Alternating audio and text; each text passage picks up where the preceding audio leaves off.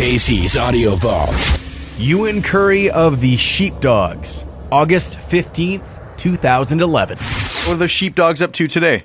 We're taking it easy today. We're up at our manager's cottage, and we're just kind of chilling out for a bit. When was the video shoot? You guys did a new one for, I don't know, right? Yeah, we did it on Thursday at Trinity Bellwoods Park in Toronto. It was a good day. What's the theme? I hear it's kind of very hippie, Woodstock kind of thing.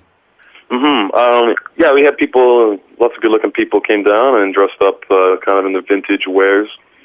And so we sort of basically shot outdoor sort of concert footage.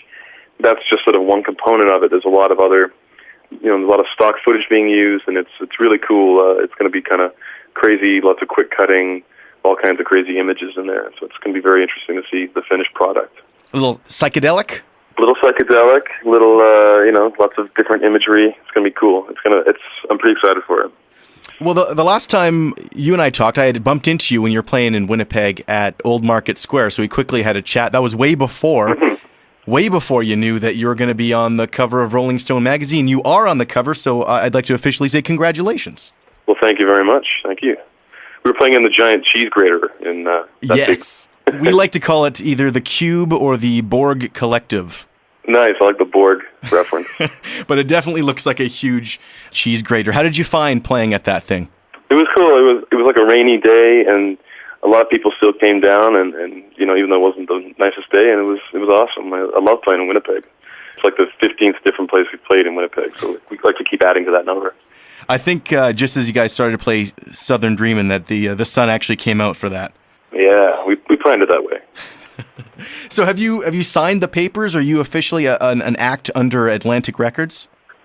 We are. Actually, part of the competition was to agree to it before you went in. So it was all, I'm not sure what other fine details still need to be hammered out, but we are an Atlantic artist. And we went for meetings in New York and then saw the headquarters and met people and did all that kind of stuff. So did you get a check yet? You guys get an advance?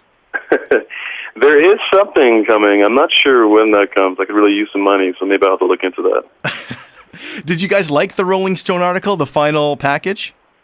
I thought it was, entertaining read. It's definitely got some reactions from people, and, I guess that's maybe what good writing does. It stirs people up, but it was very entertaining. Because I guess the mayor and a couple papers in Saskatoon thought maybe it made it look like a bunch of backcountry hicks out of Saskatoon. Right.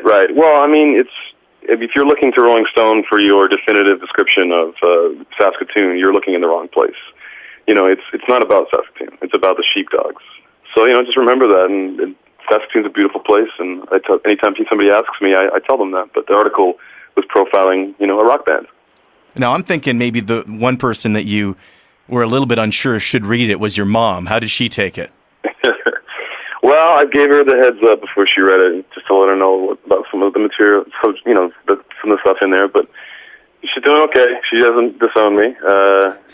She knows I'm a nice boy, and I'll pay my taxes and all that stuff. So she's, and she's happy to see me having some success finally after a lot of years of, not so much. So it's all good. And I guess she probably knew what that smoke from the basement was.